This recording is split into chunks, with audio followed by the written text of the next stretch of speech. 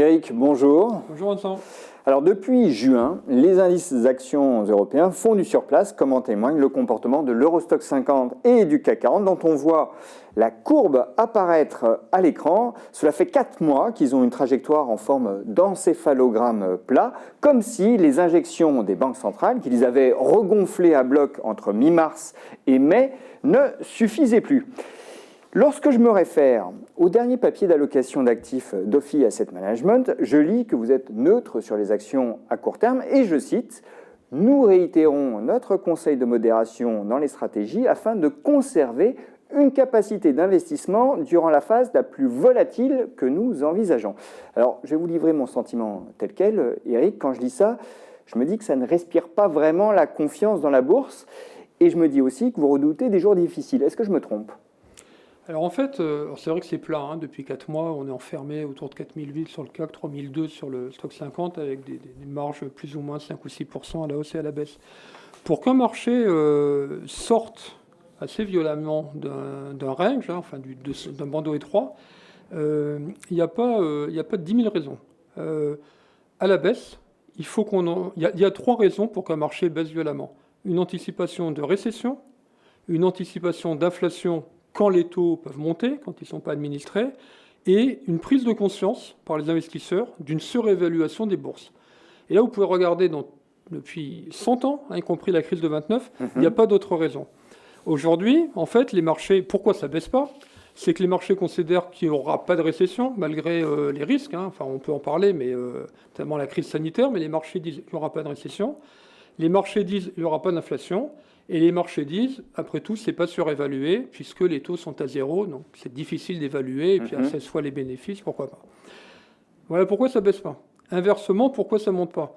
Pour que ça monte, il faut... Alors là, il y a 2 raisons.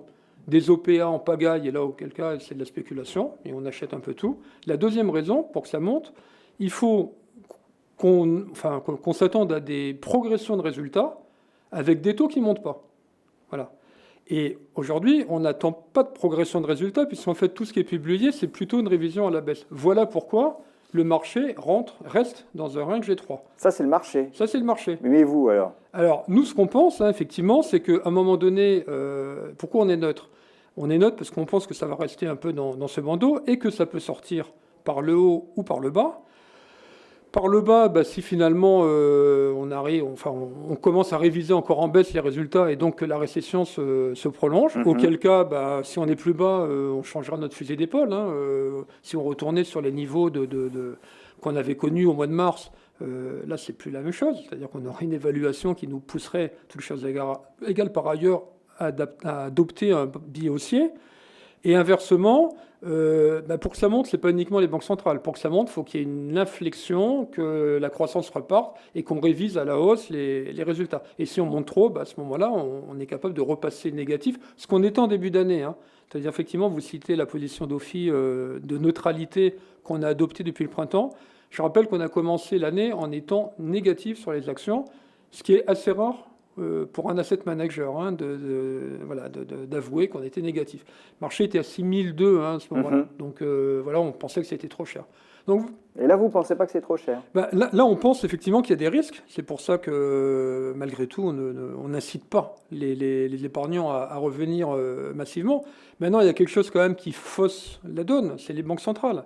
Parce que s'il n'y avait pas les banques centrales, là, clairement, on dirait, attention, il y a trop de risques par rapport à l'évaluation, donc le jeu n'en vaut pas la chandelle. Mais vous vous dites aussi que là, les banques centrales, finalement, assurent une sorte de coussin de sécurité pour le moment, mais qu'elles ne pourront pas faire monter le marché sans, finalement, une amélioration, une embellie économique palpable. Les banques centrales, elles ne sont pas là pour faire monter le marché, elles sont là plutôt pour éviter qu'il baisse. Mais au-delà du marché action, les banques centrales sont là pour éviter que les taux remontent. C'est pour ça qu'ils qu'ils mettent les taux à zéro, voire négatif, de manière à essayer de pousser les liquidités vers autre chose que les taux, parce qu'à un moment donné, quand vous savez que vous allez être rémunéré à zéro, voire que vous allez payer pour finalement acheter des obligations, ce qui est quand même quelque chose d'incroyable, l'argent, vous ne savez pas où le mettre, et par défaut, vous allez sur les actions. Mais c'est ça qui fausse la donne. Mais ça, on ne sait pas jusqu'où les banques centrales sont prêtes a faussé le jeu. La Banque du Japon achète des actions. Oui. Donc c'est pour ça qu'on ne peut pas être négatif sur les marchés, parce qu'à un moment donné... Mais quand vous dites les banques centrales ne sont pas là pour faire monter le marché, elles sont peut-être pas là pour le faire, mais le résultat, c'est qu'elles le font monter. Oui, quand on met en parallèle, on a plein de graphiques, d'ailleurs qu'on a déjà diffusés dans d'autres émissions, où on met en parallèle le bilan de la banque centrale, et notamment de la Fed, avec le parcours des indices. Bon, oui, mais la corrélation, elle est patente. Mais tout à fait, on mais ne peut pas la nier. C'est par transfert en fait. Elles agissent sur les taux et par transfert, effectivement, les allocataires, comme ils ne peuvent plus avoir une rémunération décente sur les taux, ils n'ont pas d'autre choix que d'aller là où il y a un rendement espéré, quoi. Alors, donc, sur les actions. Je voudrais vous montrer, c'est une capture d'écran d'un tweetos qui fait du trading pour compte propre, à ce que je comprends, c'est un tweetos anglophone. Et alors, on va traduire ce qui a été écrit. Il dit c'est un bull market, donc un marché haussier. La Fed ne peut et n'augmentera pas les Fed Funds, donc les taux de référence, avant au moins 2023. Parfois, c'est juste aussi simple que ça. Donc ça, c'est un raisonnement contre lequel vous vous inscrivez. Alors, le fait que les taux n'augmenteront pas avant 2023, il a raison, ils l'ont dit. Bon, donc ça, effectivement, les banques centrales l'ont dit, la Fed et la BCE, sans le dire, fait comprendre que les taux courts resteront très longtemps très très faibles. Donc ils donnent de la visibilité au marché là-dessus. Après, dire que c'est un bull market pour ça, non, ça ne suffit pas. Encore une fois, là on a un paramètre, c'est que les taux courts vont rester bas. Les taux longs, en temps normal, ils dépendraient finalement de l'injection de liquidité, d'expectation, d'attente sur l'inflation éventuelle, bon, qui n'existe pas, mais éventuellement d'attente là-dessus. Mais d'un autre côté, ils peuvent être administrés aussi par la Fed, par les banques centrales. Si les banques centrales décident, quoi qu'il en coûte, d'acheter régulièrement les obligations à 10 ans de tous les États, vos taux, ils sont capés, même si vous anticipez ce qui, en temps normal, devrait les faire remonter. Donc, ils vont agir là-dessus. Sur les taux courts, c'est sûr. Sur les taux longs, d'une certaine façon, ils le font et ils peuvent le faire. Maintenant, ce n'est pas pour ça que c'est un bull market. Parce qu'un bull market, il faut qu'il y ait quand même des raisons d'espérer dans les résultats des entreprises. Pourquoi on achète une entreprise et des actions ? C'est pas comme un tableau de Van Gogh pour le mettre au mur. C'est parce que derrière, on va participer à modeste échelle pour un particulier, un peu plus pour un institutionnel, à la croissance de l'entreprise des résultats. S'il n'y a plus de croissance des résultats, vous êtes... Alors justement, on a un graphique qui est assez parlant, un graphique que vous nous avez fourni, Eric, qui met en perspective l'Eurostoxx 50 et les bénéfices par action attendus à 12 mois. Oui. Et on voit que finalement le marché a été beaucoup plus tonique que les attentes de bénéfices. Il s'est repris bien davantage que celle-ci. Mmh. Quand on voit un tel graphique, un tel tableau, on se dit, la bourse est peut-être allée vite en besogne grâce au soutien des banques centrales, qui fournissent finalement l'airbag bien rassurant et heureusement qu'il est là d'une certaine manière, puisque ça nous évite de sombrer en crise financière, en plus d'une crise économique. Mais on a du mal à se projeter en bourse avec une vision des bénéfices aussi morose. En fait, la bourse, elle anticipe. C'est-à-dire qu'en fait, sur votre graphique, ce qu'on voit bien, c'est que la bourse a plongé avant que les analystes révisent en baisse. Il y a toujours un peu de lag, de décalage entre effectivement les révisions en baisse et puis la bourse qui est instantanée. Et puis derrière, la bourse est remontée, les marchés sont remontés plus vite que l'inflexion. Mais attention, cette inflexion, c'est pas parce qu'il y a une hausse des résultats, c'est qu'en fait, comme c'est les 12 mois à venir, au fur et à mesure, on oublie 2020. Et puis en fait, là, les 12 mois à venir, il en reste 3 sur 2020 et 9 sur 2021. Et comme tout le monde est persuadé que les résultats vont remonter sensiblement, drastiquement entre 2020 et 2021, ce qui est loin d'être évident, mais en tout cas, ce sont les attentes, évidemment, on oublie 2020 et puis on se dit, on perd les profits. Et donc, combien de fois on paye 2021 ? Vous voyez, c'est comme ça. Et donc, ce glissement, et la courbe que vous montrez montre une remontée des attentes de BPA, uniquement parce qu'on oublie 2020. Mais ça, c'est... Mais c'est une remontée qui est tout de même bien moins rapide Oui. que celle des cours de bourse. Oui, mais vous allez voir encore le mois prochain.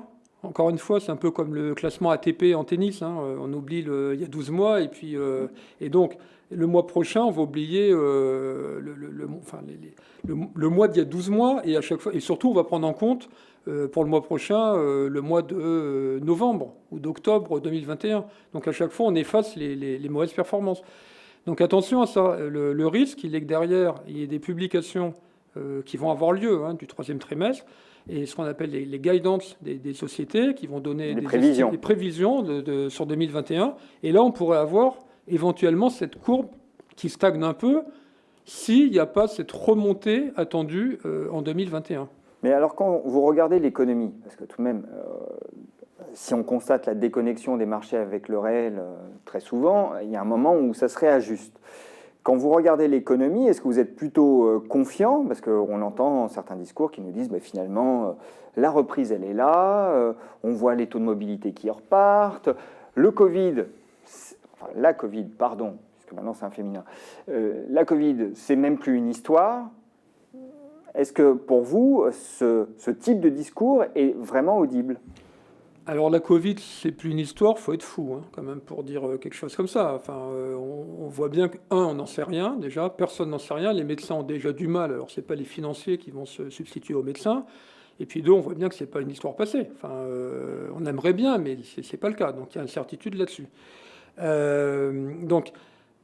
C'était quoi votre première question? C'était finalement, quand on considère le tableau économique présent, sur l'économie, et la future, enfin la probable reconnexion à un moment donné de la bourse avec les fondamentaux, est-ce que les fondamentaux encouragent à revenir en bourse? Voilà. Alors les fondamentaux, aujourd'hui, c'est difficile. Il y a les marchés d'un côté, il y a les fondamentaux de l'autre.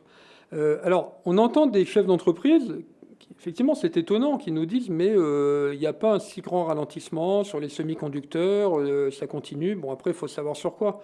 Semi-conducteurs, ils vont équiper autant les smartphones que les voitures. Donc peut-être qu'ils équipent un peu plus les smartphones que les voitures ou les ordinateurs. Mais donc d'un côté, il y a les chefs d'entreprise qui nous disent c'est pas catastrophique. Enfin certains, parce que ça dépend. Les hôteliers, ils disent pas ça. De l'autre côté, on entend les plans sociaux, on entend des artisans, des commerçants, des hôteliers, etc., qui vont être en difficulté. Donc normalement, une hausse du chômage. Donc c'est difficile économiquement de dire tout va bien. Il faudrait quand même que la crise sanitaire passe, ce n'est pas le cas encore aujourd'hui, et puis qu'il y ait suffisamment de plans budgétaires pour aider l'économie. Voilà.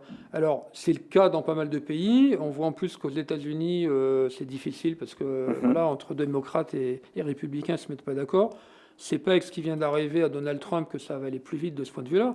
Donc non, l'économie, c'est compliqué d'être optimiste. De toute façon, on va être en récession cette année mondiale. C'est jamais arrivé.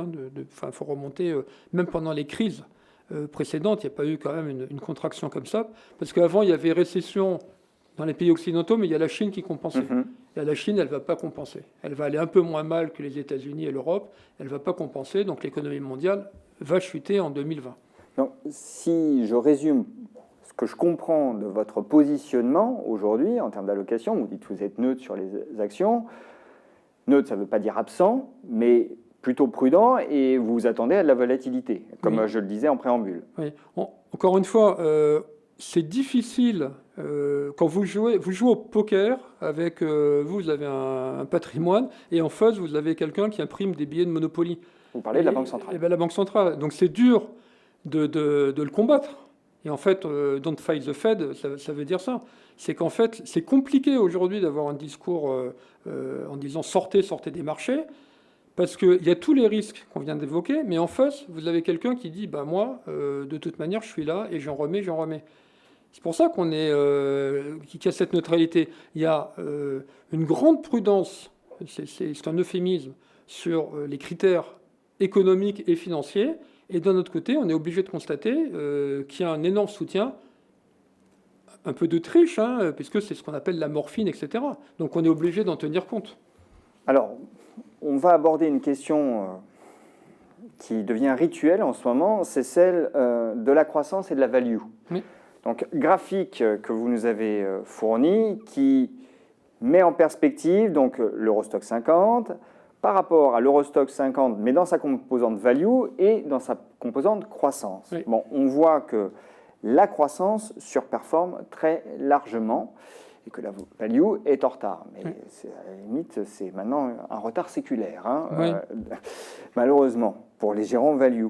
La question, c'est tout de même de savoir si aujourd'hui, dans une allocation, il faut remettre un petit peu de value et prendre des bénéfices sur la croissance. Autre graphique, alors là, c'est la croissance américaine, mais en fait, ce sont les valeurs de croissance et les plus symboliques, les plus emblématiques, que sont les GAFAM.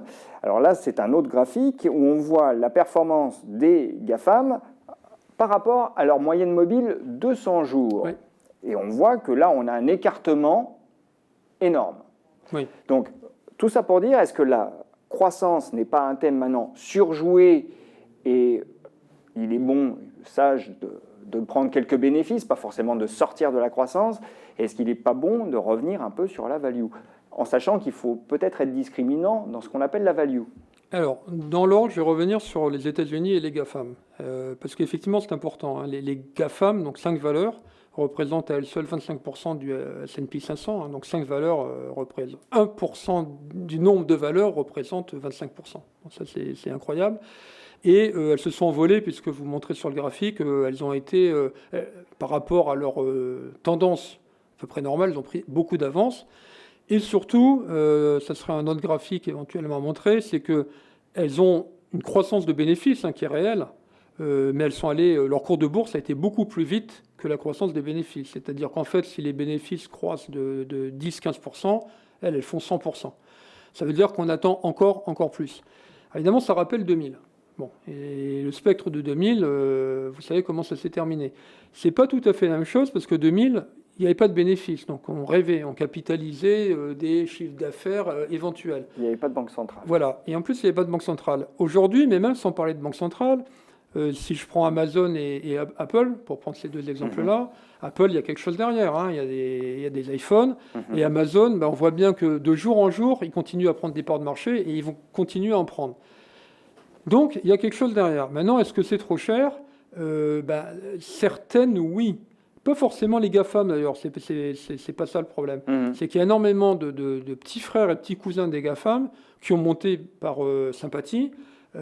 Si on prend Tesla, on connaît bien, hein, c'est les automobiles. Tesla, on paye 12 fois le chiffre d'affaires. 12 fois le chiffre d'affaires, ça veut dire qu'il faut qu'ils en vendent un paquet de voitures dans le monde pour justifier le cours. J'ai pris Tesla, il y a d'autres valeurs qui se payent 50, 100 fois le chiffre d'affaires. Donc là, oui, au sein du Nasdaq, il y a des valeurs surévaluées. Et là, c'était une des 3 raisons. Je vous ai dit au début, on peut avoir peur de la récession, de l'inflation ou de la surévaluation. La semaine dernière, ou il y a 2 semaines, le Nasdaq a corrigé un peu. On a vu que ça avait trembloté. Donc oui, attention à ces valeurs-là. Maintenant, sur la croissance, la raison des valeurs de croissance qui surperforment, c'est très simple. C'est que l'économie stagne quand même avant le Covid. Hein, on voit bien qu'on a du mal. C'est plus les croissances à 2 chiffres qu'on avait il y a 10 ans. Donc les valeurs, value, c'est souvent les valeurs cycliques. Le cycle de l'économie n'étant pas là, elles ont du mal effectivement à faire des bénéfices. L'automobile, l'acier, etc. Les banques, d'une certaine façon. Les banques qui pâtissent de taux négatifs. Et de l'autre côté, vous avez quand même, quelque part dans ces valeurs de croissance, la techno. Vous avez le luxe qui réellement fonctionne, parce que finalement, le luxe a besoin de peu de personnes dans le monde pour fonctionner. L'ultra-luxe, on va dire, c'est Ferrari. Il y aura toujours 1000 personnes pour acheter des Ferrari. Oui, mais est-ce que les gagnants d'aujourd'hui, pardon Eric, vont rester encore les gagnants pour de longs mois? Non, alors, c'est là que je voulais en venir, c'est que les valeurs de croissance, elles ont surperformé pour des bonnes raisons, et aussi pour une raison dont il faut faire attention, c'est que ça fait maintenant, vous avez dit c'est séculaire parce que les taux ne font que baisser. Donc les valeurs de croissance, comme elles ont une forte visibilité, on va actualiser les résultats futurs avec un taux d'intérêt. Donc ça marche à l'envers. Plus les taux sont bas et plus l'actualisation des bénéfices est élevée. Et avec des taux à zéro, c'est compliqué d'actualiser, ça fait l'infini. Moi, quand j'étais jeune gérant, on me disait le PE, enfin le PER, c'est l'inverse des taux. Donc quand les taux étaient à 10%, on payait 10 fois les valeurs, et quand c'était à 8%, eh ben, on allait payer voilà, l'inverse de 8. Enfin, c'était très, très, très simple, un peu plus de 12. Et là, aujourd'hui, avec des taux négatifs, on se dit, l'évaluation des valeurs de croissance, Mais là, c'est 20, 30, mathématique. 40. C'est mathématique. Mais c'est pour ça qu'elles montent. Elles montent premièrement parce qu'elles déçoivent moins que les cycliques, parce qu'il n'y a pas une croissance économique suffisamment forte pour que les cycliques se retournent. Et en plus, on est prêt à les payer 30 fois, là où on les payait 15 fois avant, parce que les taux sont Mais je reviens à ma question, est-ce que cette tendance ouais. va perdurer? Ben, ça me paraît, beaucoup sont trop chers à mon avis. Donc il faut faire attention. Donc ce qui consisterait à dire on met 100% de son portefeuille sur ces valeurs. D'ailleurs, j'aime pas dire croissance, parce que c'est plutôt des valeurs à forte visibilité, on va les appeler. Parce que la croissance, c'est clairement Amazon. Voilà, Amazon, on voit bien que de jour en jour, ils prennent d'autres valeurs, c'est des valeurs plutôt défensives, plus que des valeurs de croissance. Mais c'est vrai qu'on les appelle valeurs de croissance par opposition aux valeurs de value. Moi, je trouve que, attention, beaucoup sont chères. Elles ne supporteraient pas une petite remontée des taux d'intérêt. On ne parle pas de crack obligataire, mais on parle de petites remontées. Voilà, il suffirait que le Bund, qui est à moins 0,5, aille à 0 pour Mais dans le contexte actuel, est-ce que vous voyez le Bund remonter? Bah, faut pas dire jamais. Voilà. Donc, c'est difficile. On ne voit pas les taux longs remonter à 5%. De toute façon, ils ne peuvent pas, parce que quand bien même on ferait tout pour avoir de l'inflation, la Fed, c'est pas les derniers chiffres d'inflation. C'est déjà pas les chiffres, mais on pouvait imaginer. Inciter les banques centrales à changer de politique monétaire. Non, c'est clair, il n'y a pas d'inflation constatée, et avec le nombre de chômeurs dans le monde qui va arriver, l'inflation, c'est la spirale prix-salaire. Bon. Donc il n'y a pas d'inflation. Maintenant, on pourrait avoir peur des monceaux de liquidités déversés par les canadaires des banques centrales. Alors quand on dit qu'il n'y a pas d'inflation, c'est l'inflation officielle. Absolument. Est nulle. Parce qu'après, on observe tout de même que si on recompose les paniers d'inflation, notamment en les adaptant à la situation actuelle et au changement de consommation dû à la crise sanitaire, eh bien, en fait, ce qui est consommé aujourd'hui voit les prix augmenter. Il peut avoir des tensions alimentaires, et puis de toute façon, l'inflation officielle, l'inflation officielle ne monte pas. Oui. Bon, et concernant la value, finalement, qui est aujourd'hui toujours bradée et délaissée, est-ce que dans cet univers value qui est très vaste, encore une fois, il y a tout de même des choses à mettre en portefeuille en se disant, bon, il y aura peut-être une embellie à un moment ou à un autre. Ou c'est trop tôt? Non, mais tout a un prix, en fait. C'est-à-dire, si la question, c'est de se dire, dans 15 ans, est-ce qu'il faut mieux être investi sur une... je vais reprendre Amazon, parce que tout le monde comprend Amazon. Sur cette boîte-là, ou sur une banque, on a bien conscience qu'il faut mieux être investi sur des boîtes qui, là, pour le coup, vont être... C'est le modèle de demain de consommation des plus jeunes générations.